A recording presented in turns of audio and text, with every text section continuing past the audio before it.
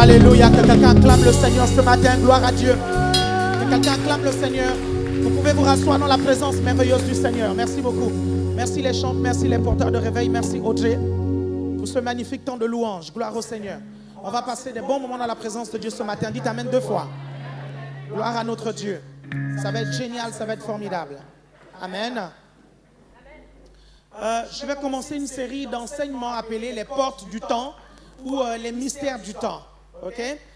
Et je vais enseigner aujourd'hui, ce matin à ce premier culte et au deuxième culte. Et la semaine prochaine, on va avancer un peu plus dans les portes du temps. Et nous allons voir comment l'homme de Dieu a la capacité de stopper une saison pour ouvrir une autre. On verra comment l'homme de Dieu, par l'onction et la grâce qu'il y a dans sa vie, a la capacité de pouvoir stopper le temps. Dites stopper le temps. De figer le temps. Dites figer le temps. On va voir tout ça la semaine prochaine. Et aujourd'hui, on a beaucoup de choses à voir parce que le thème de mon message aujourd'hui, donc on est dans la série Les portes du temps ou les mystères du temps.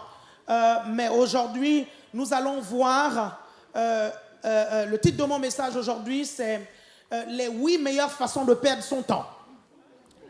les 8 meilleures façons de perdre son temps. Je vais vous enseigner comment perdre votre temps. Je vais vous montrer mais comment le perdre sérieusement. Est-ce que vous comprenez? Mais après cet enseignement, vous saurez perdre du temps. Est-ce que vous comprenez ça? Non, mon souhait est qu'après cet enseignement, vous réalisiez l'importance du temps et que vous ne perdiez pas le temps. Dites amen 2 fois. Parce que le temps est extrêmement important. Est-ce que vous me comprenez? Les 8 moyens de perdre son temps. Bien sûr qu'il y a beaucoup d'autres moyens, mais nous allons voir 8 aujourd'hui, si le Seigneur nous le permet. Dites amen 2 fois. Vous savez, le psalmiste a dit, Seigneur, enseigne-moi à compter mes jours. La Bible ajoute, jeune homme, réjouis-toi dans ta jeunesse. Livre ton cœur à la joie. Mais sache que pour toutes ces choses, tu passeras en jugement. Je vais paraphraser un tout petit peu. Est-ce que vous comprenez? Vous pouvez faire tout ce que vous faites dans la vie, mais sachez qu'un jour, vous serez en face de Dieu. Et je vais vous enseigner ce matin, je vais vous donner des choses qui vont vraiment vous aider. Dis à ton voisin, il va nous aider ce matin. Et, vous savez, le but de ce ministère, c'est de vous accompagner dans votre destinée et donc de vous aider à découvrir le plan de Dieu pour votre vie et vous donner des éléments pour vous permettre d'accomplir le plan de Dieu pour votre vie. Est-ce que vous comprenez? Vous êtes venus sur la terre pour un but. Vous n'êtes pas venus sur la terre pour accompagner les autres comme on vous le dit souvent. Vous êtes venus parce que Dieu vous a envoyé et vous devez découvrir ce but et accomplir ce but. Et on aimerait vous montrer comment réaliser votre destinée dans le succès. C'est la raison pour laquelle nous prêchons sur la guérison divine. Parce que nous savons que la maladie peut limiter la réalisation de notre destinée. C'est la raison pour laquelle nous prêchons sur la prospérité. Parce que nous savons que l'argent, le manque d'argent, peut limiter la réalisation de votre destinée. C'est la raison pour laquelle nous vous enseignons les clés du succès. Parce que Dieu est un Dieu de succès. La Bible dit que lorsqu'il a créé le monde et il a vu que cela était bon, le monde tient dans l'univers, la planète Terre tient dans l'univers avec beaucoup de succès. Dites amen 2 fois. Amen. Vous êtes toujours avec moi? Bougez vos pieds, dites on est avec toi, pasteur. C'est bon, vous êtes là? Ok, faites comme ceci. Vous arrivez à me suivre? Ok, vous êtes chrétien, n'est-ce pas? Vous aimez Dieu, n'est-ce pas? Vous voulez suivre Dieu, n'est-ce pas? Vous avez donné votre vie à Dieu, n'est-ce pas? Qui l'a reprise ici? Est-ce qu'il y a quelqu'un ici qui a donné sa vie à Dieu et qui a repris sa vie? Si vous tous ici, vous avez donné votre vie à Dieu et que vous ne l'avez pas reprise, ça veut dire que vous devez faire la volonté de Dieu. Et que vous devez dire comme Jésus, ma nourriture est de faire la volonté de mon Père. Est-ce que vous comprenez? Il y a un souci, dites il y a un souci. Il y a un problème, dites il y a un problème. Et on va essayer de le résoudre aujourd'hui. Est-ce que vous comprenez? C'est que Dieu est dans l'éternité. Et nous sommes appelés à l'éternité. Et nous venons de l'éternité. Est-ce que vous comprenez? Dès l'instant où nous acceptons Jésus, nous avons la vie éternelle. L'éternité a commencé. Mais le problème, c'est quoi? C'est que nous sommes dans une phase de notre existence où nous sommes limités. Nous sommes limités dans l'espace et nous sommes limités dans le temps. Nous sommes limités dans l'espace parce que nous sommes dans une planète appelée Terre. Dites Terre. Est-ce que tout le monde sait ici qu'on est sur la planète Terre? Est-ce que chacun d'entre vous ici est sur la planète Terre? Celui qui est sur la planète Terre, il dit « J'y suis maintenant ». Est-ce que vous comprenez? Vous n'êtes pas sur Mars, vous n'êtes pas sur Jupiter, vous comprenez? Vous n'êtes pas sur Vénus, vous êtes bien sur la Terre. Est-ce qu'il y a quelqu'un ici qui est au ciel maintenant? Notre esprit est au ciel, nous sommes au ciel avec Christ, mais notre corps est ici, notre âme est ici, nous opérons ici sur la terre, dites terre. Est-ce que vous me suivez? Pourquoi je vous dis ça? Je vous dis ça parce que tant que vous êtes sur la planète Terre, vous serez limité par un facteur qu'on appelle le temps. Et vous êtes limité par le facteur temps. Pourquoi? Parce qu'en fait, la Terre est suspendue dans l'univers et la Terre tourne autour d'elle-même pour faire le tour du Soleil en 365 jours, un quart. Est-ce que vous comprenez? La Terre tourne autour d'elle-même en 24 heures, mais la Terre tourne autour du Soleil en 365 jours, un quart. Est-ce que vous me suivez? Est-ce que je dis bien les choses? Dieu ne dort. C'est bon, n'est-ce pas? Est-ce que vous comprenez?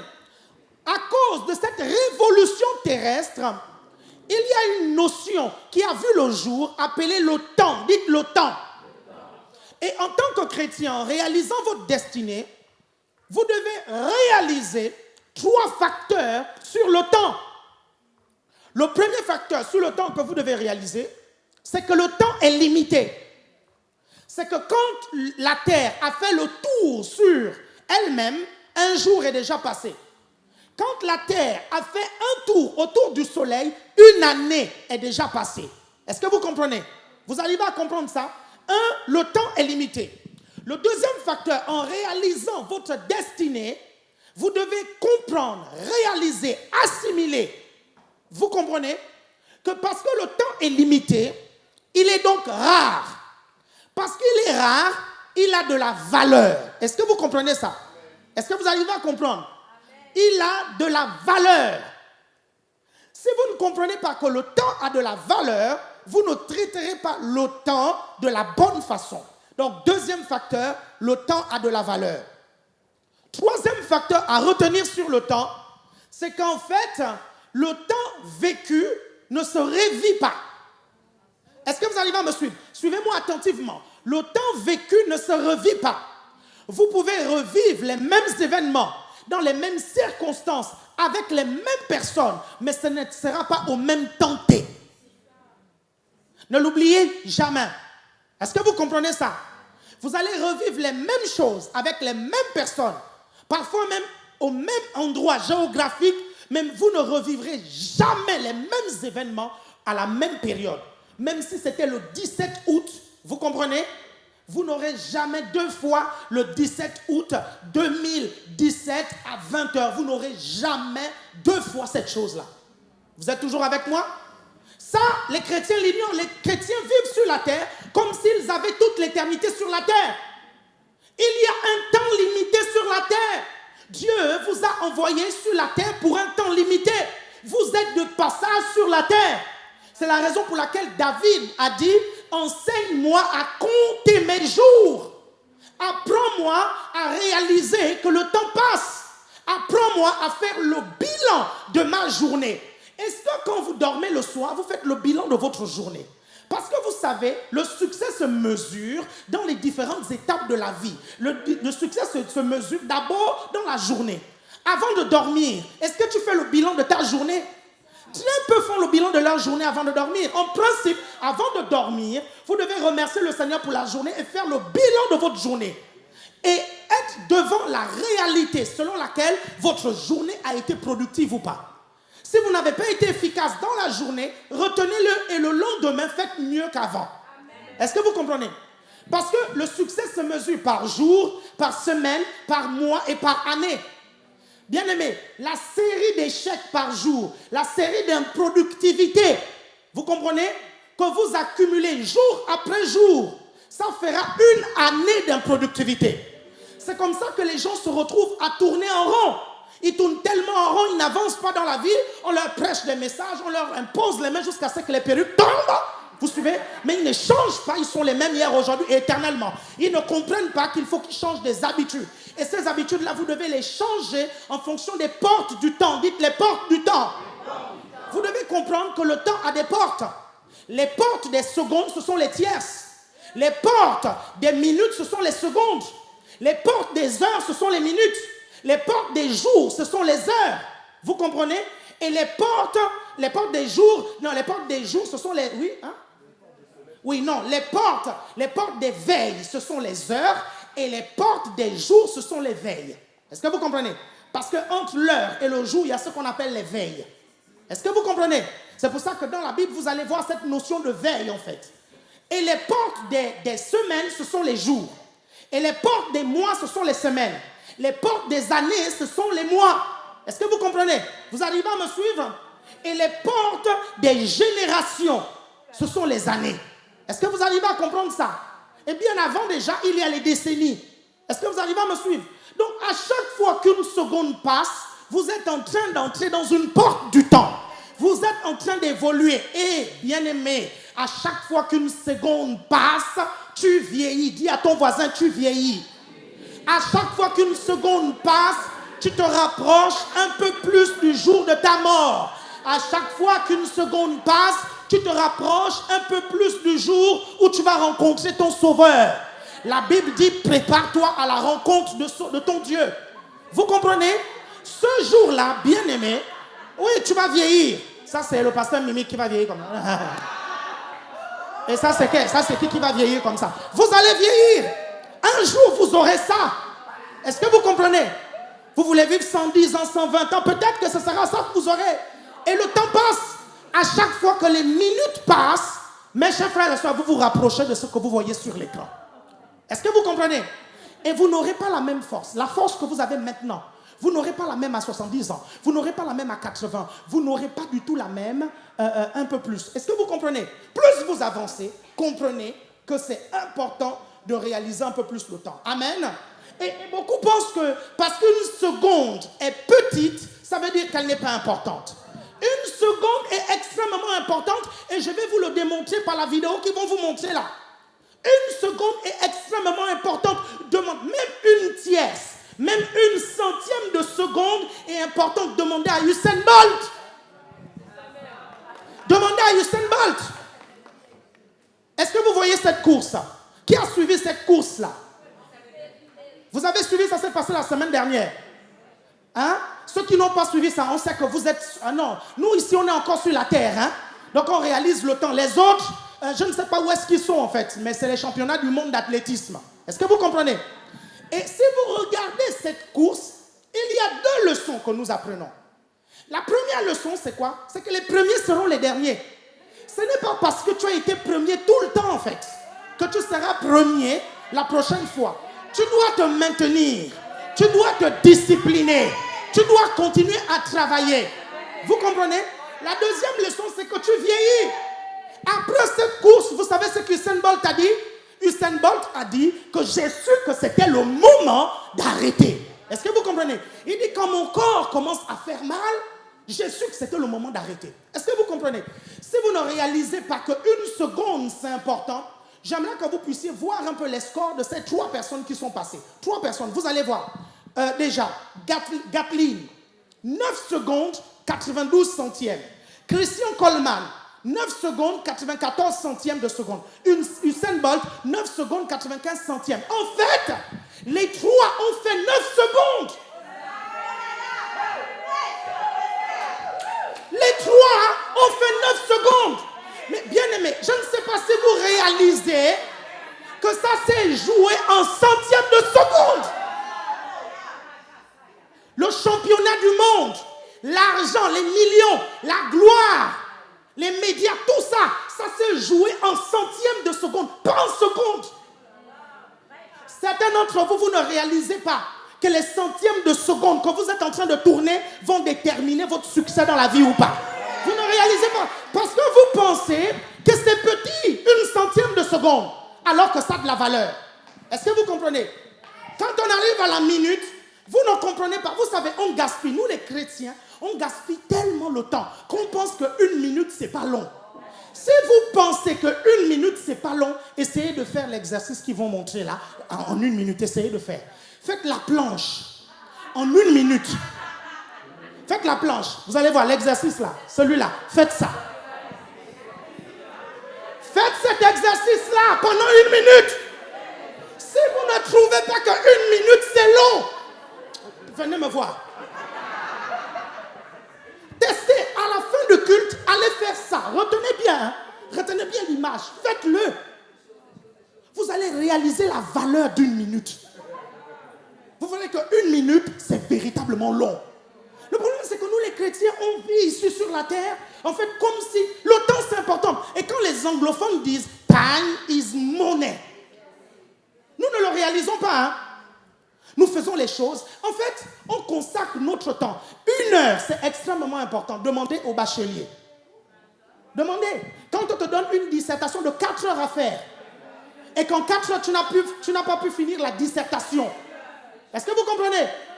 Qu'est-ce que tu dis? Si seulement on m'avait donné 1 heure supplémentaire. Demandez au médecin, il vous dira qu'en 1 heure, on peut sauver une vie. Le médecin vous dira même que ça se joue parfois en 5 minutes. Les médecins vous diront même que ça se joue en 1 minute. C'est seulement nous les chrétiens, hein? On a toute l'éternité devant nous. En fait, parce qu'on a l'éternité, on pense que sur la terre, on a toute l'éternité devant nous. Et sur la terre, vous n'allez pas vivre éternellement maintenant. Hein? Un jour, vous comprenez, votre corps va céder. Parce que votre corps est en train de vieillir. Vous suivez? Et vous vous présenterez devant Dieu pour rendre des comptes pour chacune des minutes que vous avez perdues. Pour chacune des secondes que vous avez perdues. Pour chacune des heures que vous avez perdues. Pour certains d'entre vous, pour les années que vous avez perdues. Les années. Nous allons étudier ce qu'on appelle la loi des cycles et des saisons dans le futur. La loi des cycles et des saisons, vous savez, elle est tellement terrible. C'est que actuellement, il y a 4 saisons qui durent 4 mois, n'est-ce pas? Hein, qui dit combien? 3 mois, non, 3 mois. 3 mois la saison. Est-ce que vous suivez? 3 mois la saison. Et nous pensons, quand on parle de saison spirituelle, nous pensons que les saisons spirituelles ont la même durée. Les saisons spirituelles n'ont pas la même durée. Et vous devez comprendre que les saisons spirituelles déterminent ce que vous vivez sur la terre. Les saisons spirituelles. Au moment où vous me parlez, vous êtes dans une saison. Et vous devez apprendre à l'identifier. Vous êtes dans une saison. Le problème, c'est que les saisons spirituelles ne durent pas 4 mois. Les saisons spirituelles peuvent durer 10 ans. Une saison spirituelle peut durer 2 ans. Le plus terrible, c'est qu'une saison spirituelle peut durer 40 ans, une génération. Ça, c'est terrible. Mais nous ne comprenons pas ces choses-là. Vous suivez? On se lève le matin, on passe toutes nos journées à regarder la télévision, on enchaîne les séries, on les enchaîne, on les enchaîne, on les enchaîne. Au lieu d'aller chercher du travail, on les enchaîne. Au lieu de pouvoir lire, vous comprenez, lire, investir dans sa personnalité, faire des choses qui sont utiles. Est-ce que vous comprenez ça? Vous passez votre journée à regarder la télévision, regarder. On va voir ça tout à l'heure. C'est pas mauvais les loisirs, mais on va voir la limite des loisirs. Est-ce que vous arrivez à comprendre? Faites attention à ce que vous faites. Faites attention. Moi, quand je consacre quelque chose, quand je consacre du temps à quelque chose, je le fais bien. Est-ce que vous comprenez? Je le fais bien. Pourquoi? Parce que c'est du temps que je dépense. Est-ce que vous suivez? Certaines personnes m'ont dit, oui, mais pourquoi tu prends des cours de chant? Tu es prédicateur. Je dis, non, j'ai envie, pendant que je chante, je dirige la louange. Et autant le faire bien. Est-ce que vous comprenez? Je ne peux pas me mettre là à chanter et puis dire, non, ce qui est important, c'est le cœur et l'onction. Je ne fais pas partie de ces personnes-là. Est-ce que vous comprenez? Moi, je veux le cœur, je veux l'onction, je veux l'excellence. Je veux tout. Est-ce que vous comprenez? Vous comprenez? Je ne vais pas me mettre à sortir des CD qui n'ont pas de tenants et des aboutissants musicaux ou musicales. Je ne sais pas, vous prenez un, vous laissez l'autre.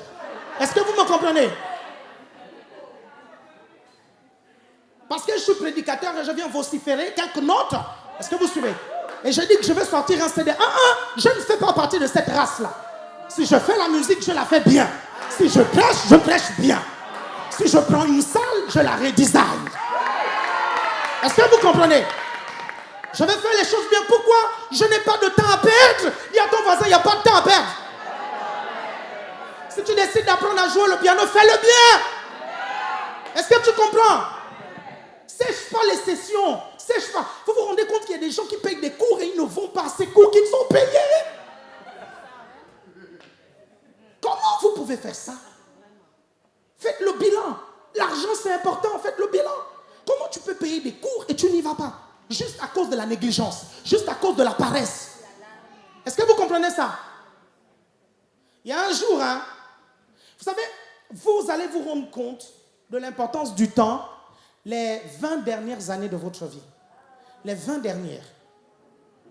Et c'est pour ça que je dis souvent aux jeunes de discuter avec les personnes âgées de l'église. Parlez avec les papas et les mamans de l'église. Vous suivez? Et vous allez vous rendre compte qu'il y en a qui auraient voulu être à votre place. Il y en a qui auraient voulu donner leur vie à Jésus au moment où vous êtes là. Est-ce que vous comprenez? Je discute avec des gens. Des gens qui m'ont dit, si je connaissais les vérités que tu enseignes aujourd'hui sur le mariage, je n'aurais jamais épousé cette femme. Il dit, tu as la grâce. Il dit, tes pasteurs ont la grâce. Est-ce que vous comprenez? Parce qu'on leur enseigne les choses. La Bible dit, ô Éternel, tu me feras connaître les sentiers de la vie. On vous enseigne les sentiers de la vie. Donc en fait, Ne prenez pas à la légère ce qu'on vous enseigne, jeunes gens. Vous êtes jeunes, c'est bien. Gaspillez pas votre temps. Investissez dans votre personnalité. Dites Amen 2 fois. Vous êtes toujours avec moi là? Vous êtes toujours avec moi là? Est-ce que vous me suivez? Regardez.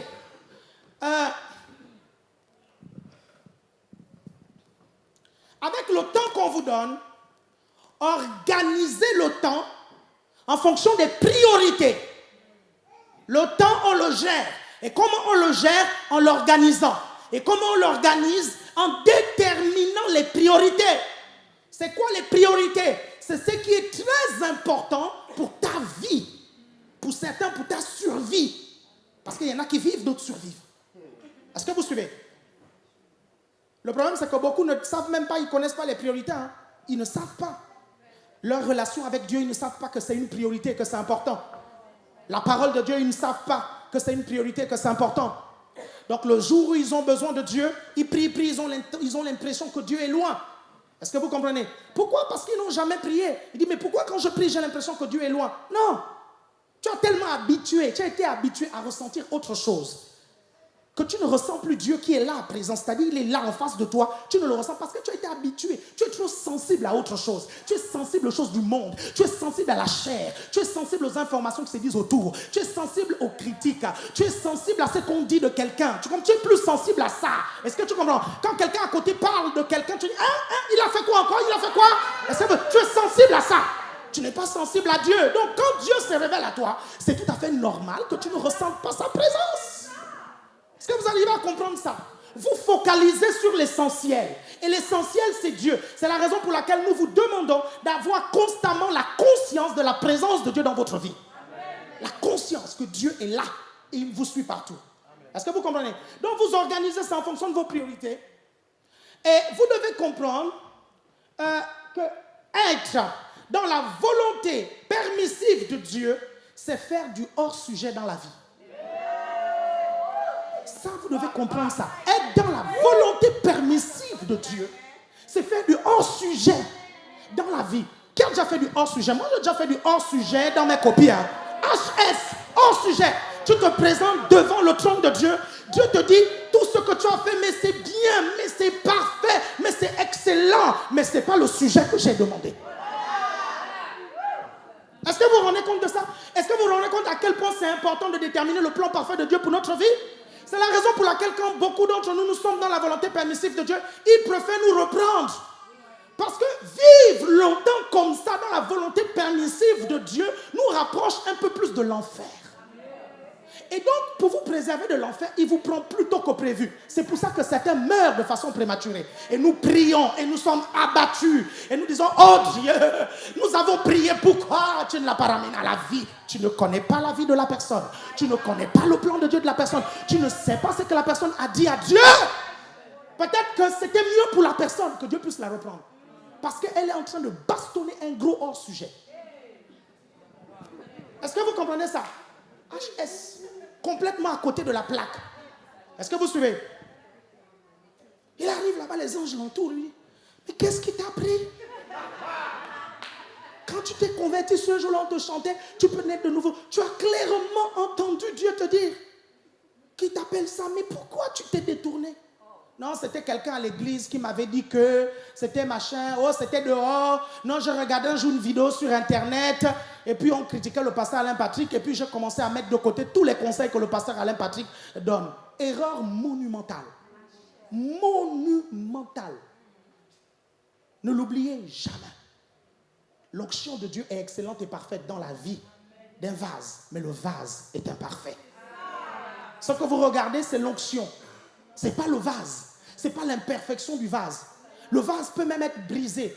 Le vase peut même être vieux, vous suivez. Mais l'onction qu'il y a dedans est excellente. Parce que l'onction est d'essence divine. Ça vient de Dieu. Tout don parfait et toute grâce excellente nous viennent d'en haut, du Père des Lumières, en qui il n'y a ni changement ni ombre de variation. Et beaucoup de chrétiens dans leur destinée passent à côté de la grâce de Dieu parce que Dieu met des gens pour les aider.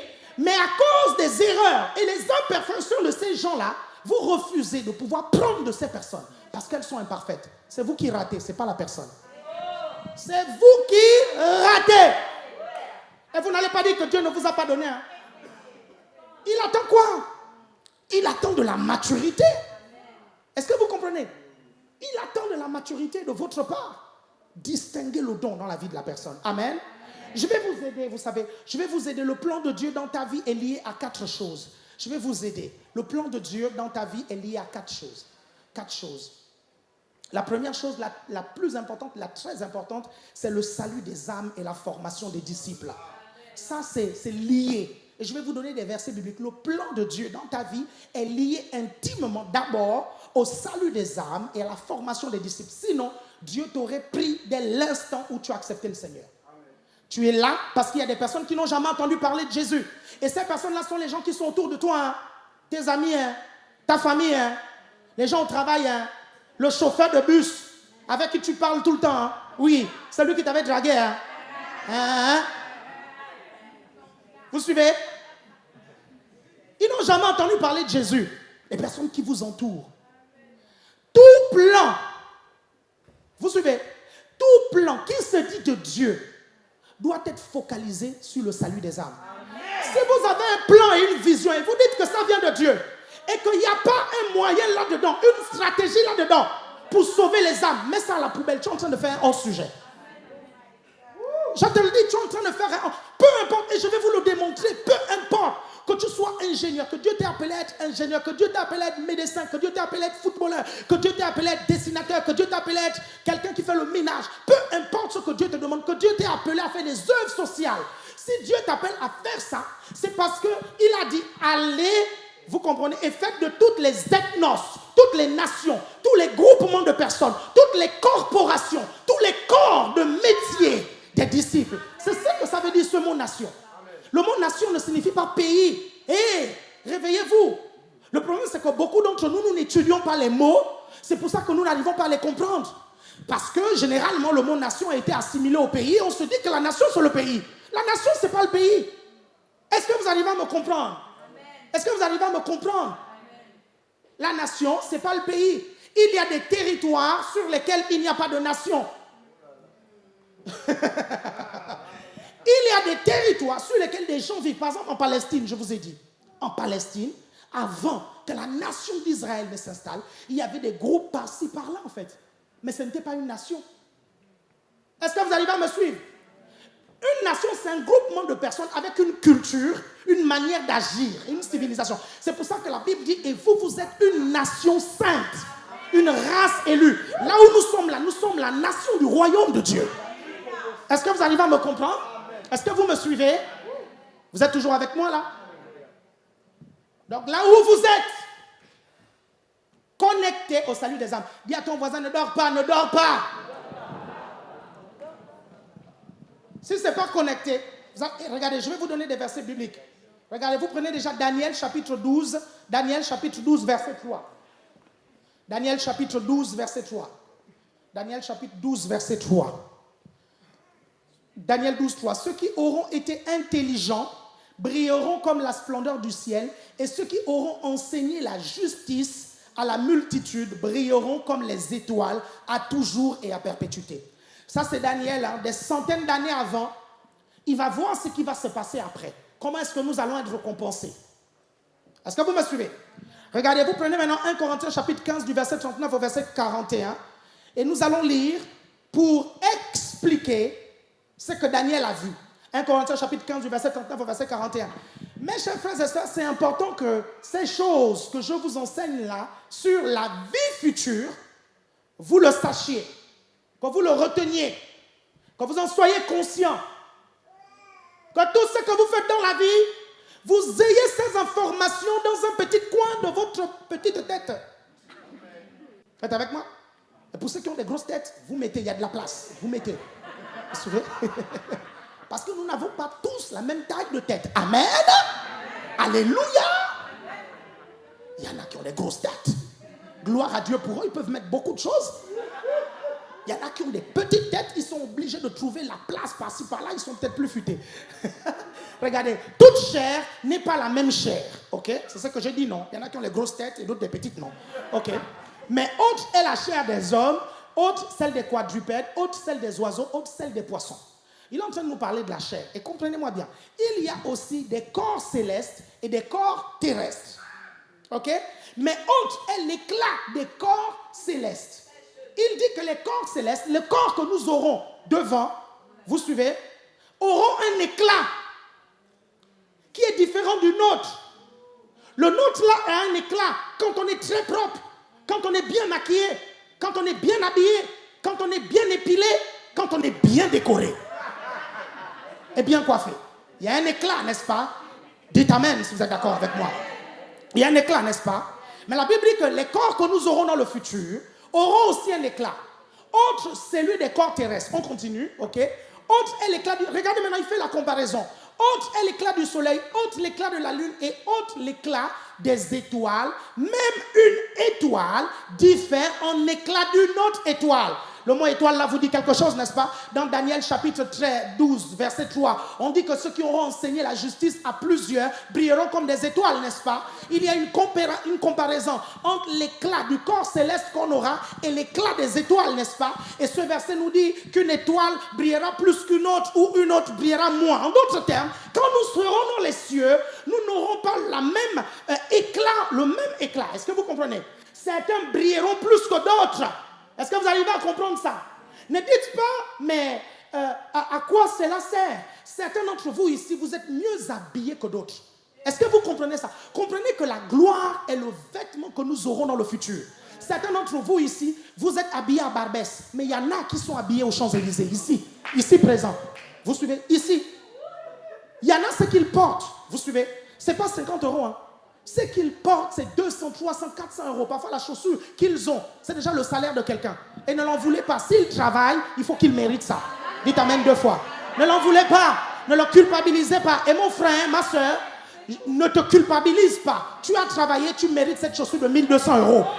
Après tout, c'est ton argent, n'est-ce pas? Pourquoi doit-on te juger pour ton argent? C'est ton argent. La Bible dit, celui qui ne travaille pas ne mange pas. Point final. Tu veux les Gucci, tu bosses pour avoir les Gucci. Est-ce que vous comprenez? J'ai juste un problème avec ceux qui portent les Gucci et qui ne travaillent pas. Ils passent de maison en maison demander de l'aide financière pour acheter des Gucci. J'ai juste un problème avec eux. Est-ce que vous comprenez? Mais si c'est l'argent que vous avez travaillé et vous avez souffert pour cet argent, vous méritez votre Gucci. Est-ce que vous comprenez? Mais chers frères et sœurs, je vous dis, ne vous culpabilisez pas. Si vous donnez votre dîme, vous aidez les gens. Oui, vous pouvez vous permettre d'aller manger dans un restaurant aux Champs-Élysées sans vous culpabiliser. Est-ce que vous m'entendez? Quand on a donné un parfum de grande valeur à Jésus, qu'est-ce que Judas a dit? On pouvait donner ce parfum aux pauvres. Jésus a dit, mais vous avez tout le temps les pauvres avec vous, non? Les pauvres là, on donne souvent aux pauvres. On en donne. Mais attends, je dois aussi un peu profiter. Je dois profiter. Est-ce que vous comprenez ça? Quand j'aurai les moyens, vous comprenez, de me déplacer en jet, c'est ça. Je vous avertis les gens. Il ne faut pas dire que je ne vous ai pas averti. Donc ne dites pas, avant le pasteur ne roulait pas en jet. Est-ce que vous suivez? Maintenant, comme il a beaucoup d'argent, il roule en jet. Je quitte l'église. En fait, quitte maintenant. Parce que je vais rouler en jet. Est-ce que vous m'entendez? Je vais rouler en jet. Si tu restes, ça veut dire que tu acceptes de me voir monter dans un jet. Vous comprenez? On projette les photos de moi dans le jet. Est-ce que vous m'entendez? Est-ce que vous m'entendez? Les pauvres, on s'en occupe. Les gens, on s'en occupe. Aider les gens, moi je le fais. Je n'ai pas besoin de me culpabiliser, je vous assure. Je n'ai pas besoin. J'aide les gens, moi je sais que je le fais. Je donne ma dîme, je sais que je le fais. Je bosse, je travaille. Hier, on est encore quitté d'ici à 21 h, vous comprenez? Je bosse dur. Le ministère que vous voyez là, c'est pas je me suis enfermé un jour dans ma chambre et j'ai dit 20 fois Alléluia, Alléluia, Alléluia, Alléluia, Alléluia, Alléluia, Alléluia, Alléluia, Alléluia, Alléluia, Alléluia, Alléluia, Alléluia, Alléluia. Et un Alléluia égale un baffle d'apparu. Non, mais il y a des gens qui pensent que le ministère se construit avec Alléluia, Alléluia, avec Amen, Amen, Amen, Amen, Hosanna, Hosanna, Hosanna, Hosanna, Hosanna. Il faut bosser, dites bosser. Il faut travailler. Est-ce que vous comprenez ça? Tu pries, tu travailles. Tu pries, tu travailles. Tu pries, tu travailles. Et je n'ai pas de culpabilité. Vous comprenez? Quand on a fait tous les travaux là, j'étais là du premier jour au dernier. Vous comprenez? J'étais là. Je bossais. Et ça a toujours été comme ça depuis le début du ministère. Hein. Ça a toujours été depuis le premier jour du ministère. Je sais que le ministère, on travaille. Donc si le ministère la donne, vous suivez, et qu'il faut manger, je vais manger. Vous comprenez, non? Je vais manger. Si j'ai les paparazzis partout maintenant qui me suivent et que j'ai besoin de garde du corps, je vais prendre.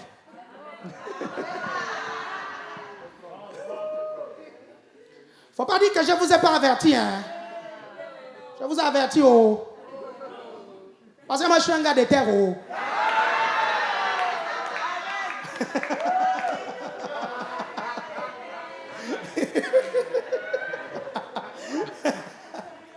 Est-ce que vous comprenez ça? Regardez, Proverbe chapitre 11, verset 30. Proverbe chapitre 11, verset 30. Non, parce qu'il y a des gens qui viennent, qui te disent parfois, non, pasteur Alain Patrick, non, quand j'ai intégré le ministère, ce n'était pas comme ça, machin, tout ça. Depuis le début de ce ministère, j'ai toujours dit aux gens là où on part. J'ai toujours expliqué aux gens là où on part. Donc, quand tu sais là où on part, tu ne peux pas dire, quand on est arrivé à cet endroit, dire qu'avant, ce n'était pas comme ça. L'état a changé. Alléluia. On est dans une autre saison. Est-ce que tu arrives à me comprendre? Adapte-toi à la nouvelle saison. C'est tout. Vous arrivez à me suivre? Vous arrivez à me suivre? Certains d'entre vous, vous n'arrivez même pas à vous adapter aux saisons que vos conjoints, que vos amis vivent. Parfois, ton époux ou ton épouse est maintenant dans une autre dimension. C'est-à-dire qu'il est fully loaded, c'est-à-dire qu'il est rempli du Saint-Esprit, ou elle est remplie du Saint-Esprit. En fait, c'est plus la même personne. Mais tu n'arrives toujours pas à réaliser que c'est plus la même personne. Donc, il faut que tu la traites maintenant dans le degré de l'onction et la grâce qui est dans sa vie. Est-ce que vous comprenez? L'immaturité, c'est refuser de voir les autres grandir. Ça, c'est l'immaturité. L'immaturité, c'est ça. L'autre a grandi. Vous comprenez? Tu fermes les yeux. Tu ne veux pas accepter qu'il a grandi. Vous comprenez? L'autre a changé de niveau d'onction. Tu ne veux pas admettre qu'il a changé de niveau d'onction. Tu continues à le traiter comme si c'était la personne là qui ne priait pas, que tu avais croisé là, que tu avais aidé là. Vous êtes toujours avec moi? Vous êtes toujours avec moi? Est-ce que vous me comprenez? Le salut des âmes. Regardez, Proverbe 11:30 dit, le fruit du juste est un arbre de vie. Et le sage gagne les âmes. Le sage gagne les âmes. Ça, c'est la version d'Arby. Le sage gagne les âmes. Matthieu 28:19 dit, allez, faites de toutes les nations, ethnos, des disciples. Est-ce que vous comprenez? Amen. Le plan de Dieu pour votre vie, quel que soit ce plan, il doit être lié premièrement au salut des âmes. Amen. Et à la formation des disciples. Amen. Écoutez bien, il n'a pas dit allez et prêchez l'évangile. Il a dit allez et faites de toutes les nations des disciples. Il a dit de les former. Enseignez-leur à observer ce que je vous ai prescrit. Un disciple, ça se forme. Et tout le monde est appelé à former des disciples. Écoutez-moi bien, ce n'est pas l'affaire seulement du pasteur gentil, ce n'est pas seulement l'affaire des responsables, ce n'est pas l'affaire des pasteurs, ce n'est pas l'affaire du responsable de GR, c'est aussi ton affaire. Oui, toi qui m'écoutes, tu es concerné. Amen. Tu dois être capable de former un disciple. À la fin de l'année, tu dois faire le bilan. J'ai gagné combien d'âmes au Seigneur? J'ai formé combien de disciples? Si tu n'arrives pas à les avoir dehors, parfois Dieu les amène ici, jusqu'ici, hein. Tu discutes avec la personne, tu sais qu'elle n'est pas chrétienne. Mais tu sais qu'elle a soif et tu la laisses partir comme ça. Alors que tu peux en faire un disciple. Amen. Dieu l'a amené ici. Amen. Vous êtes toujours avec moi là? Est-ce que vous me comprenez? Amen? Amen. Amen. Dis à ton voisin, sache faire des disciples.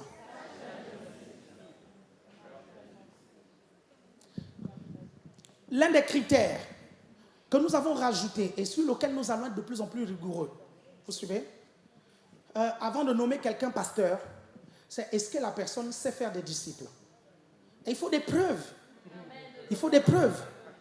La personne va passer devant une commission.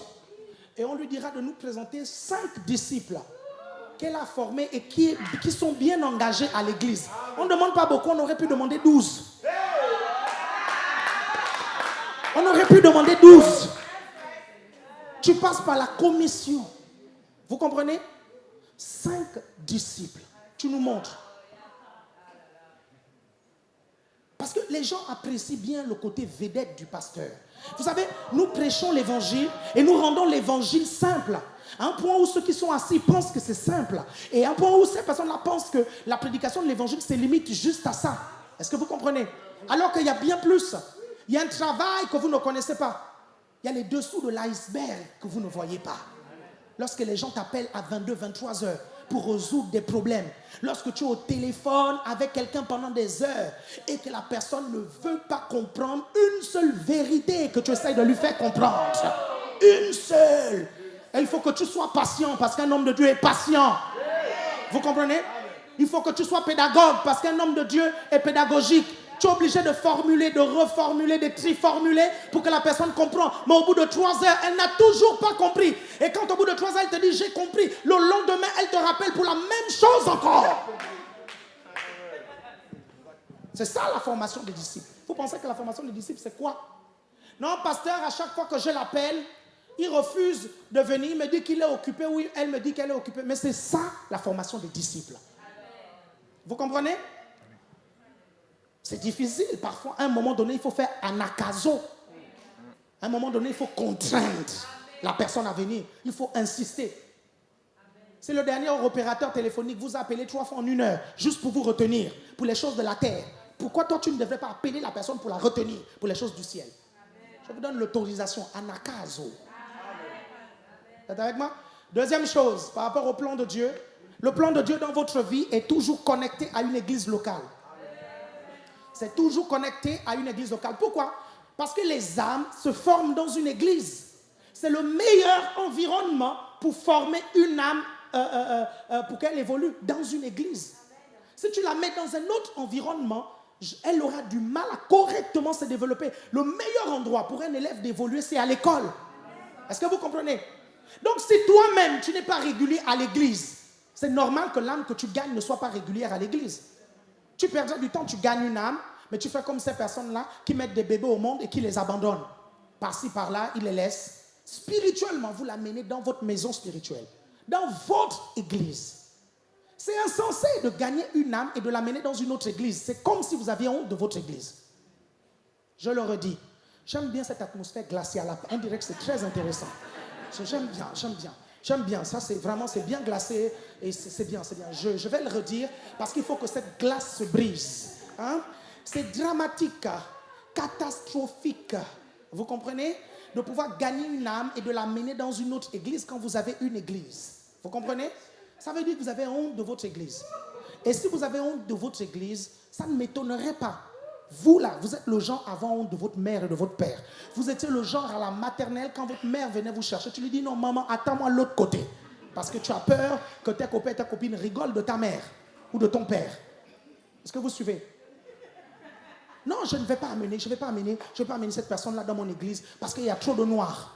Non, parce qu'il y a trop d'Africains.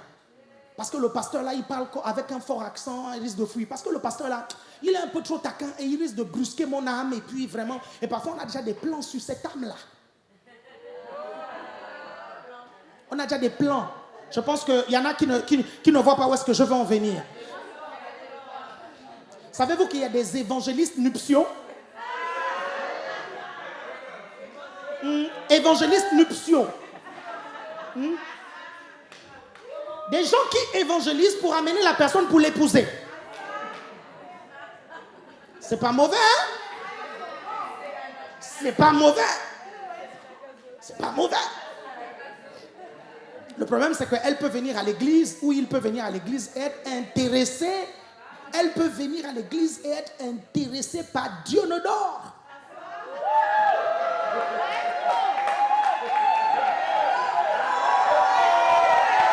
Vous suivez?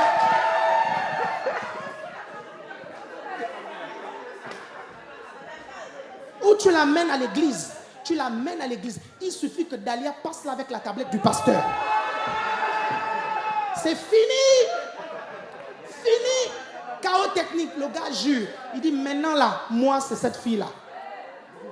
Tu peux tout dire. Tu peux, non. Moi, maintenant. Est-ce que vous suivez? Comment tu fais? Tu fais comme Patricia. Elle a bien bloqué. N'est-ce pas, Herman?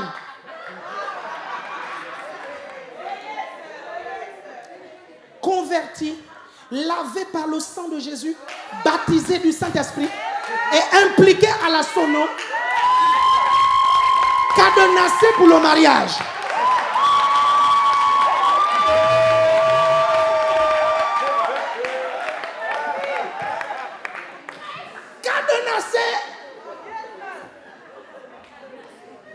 Tu regardes un gars à la sono, c'est qui ce beau gars là à la sono? Il y a déjà un regard de lynx.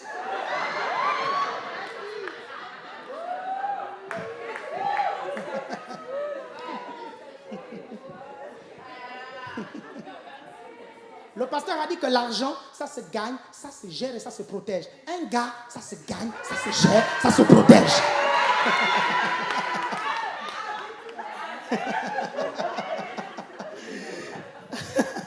Si vous êtes avec moi, dites amen 2 fois.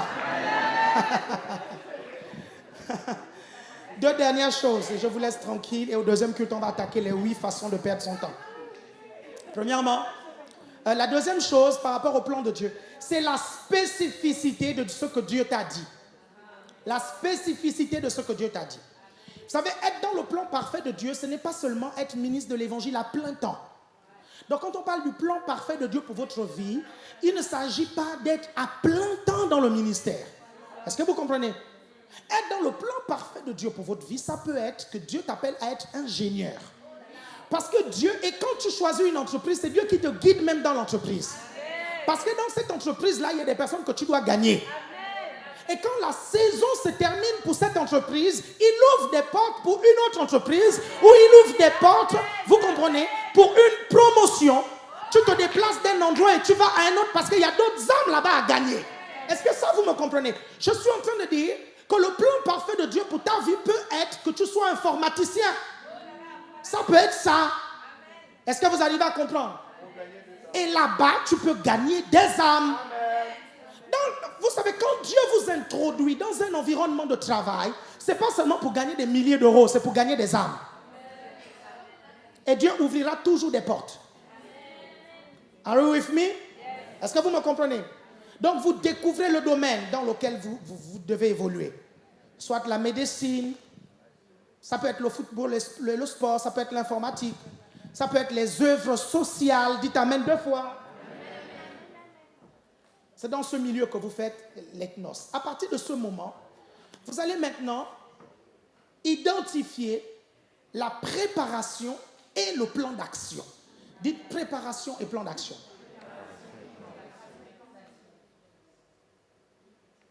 Ce qui me gêne avec les chrétiens, c'est que beaucoup sont dans le temps de préparation et ils ne comprennent même pas qu'ils sont dans le temps de préparation. Est-ce que vous avez remarqué que les élèves, quand ils arrivent en classe, ils aiment bien s'amuser en classe, ils sont un peu distraits, il y a toujours un là qui lance des vannes. En fait, vous avez l'impression qu'ils ne prennent pas la vie au sérieux, n'est-ce pas? Et parfois, à l'église, c'est un peu la même chose. Les gens viennent à l'église, ils sont dans des départements, ils ne réalisent même pas qu'ils sont dans un temps de préparation.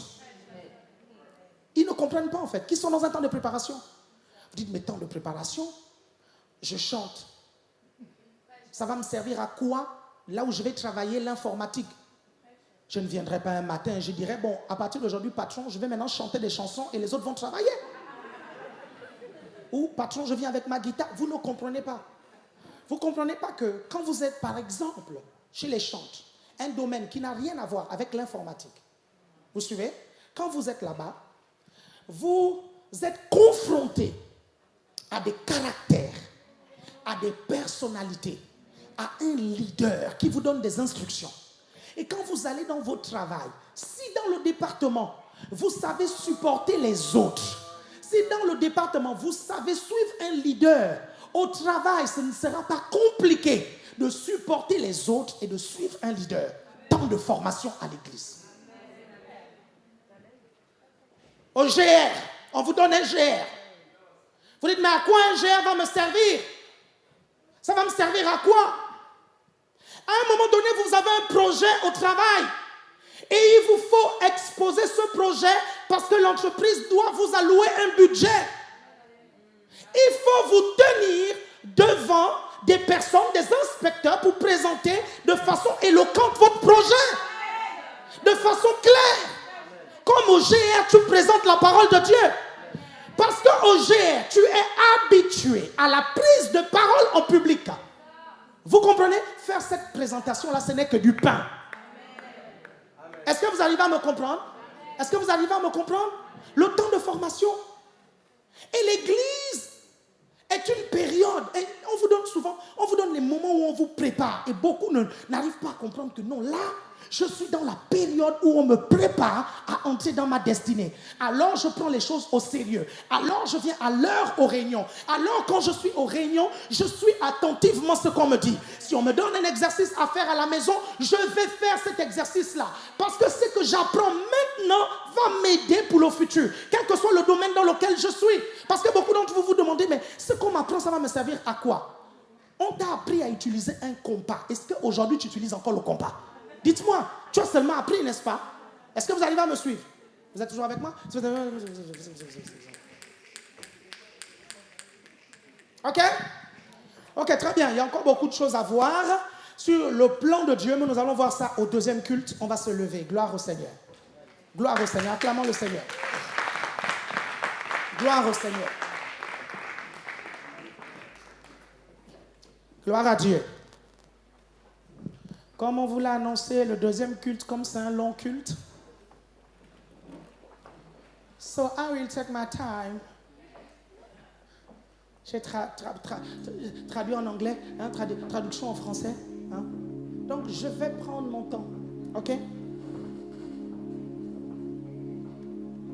Et pour ceux qui ne seront pas là, au deuxième culte, tant pis pour eux.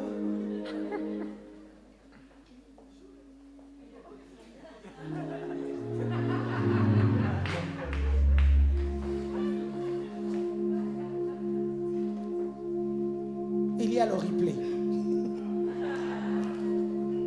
Dites après moi, Seigneur, je réalise la valeur de mon temps. Aujourd'hui, je décide de ne plus perdre mon temps. Je déclare au nom puissant de Jésus que chaque seconde est rentabilisée. Chaque minute est rentabilisée. Je rentabilise mes jours. Je rentabilise mes semaines. Je rentabilise mes mois. Et je rentabilise mes années. Je proclame au nom de Jésus le succès de chaque minute de ma vie. Le succès de chaque jour de ma vie. La productivité de chaque mois de ma vie. La productivité de chaque mois dans ma vie. Au nom de Jésus, je déclare que ma vie est un succès. Ma vie est une réussite. J'assimile. Je comprends. Je médite ces choses pour réussir dans ma destinée. Je déclare au nom de Jésus que je réussis ma destinée. Amen. Que le Seigneur vous bénisse. Merci.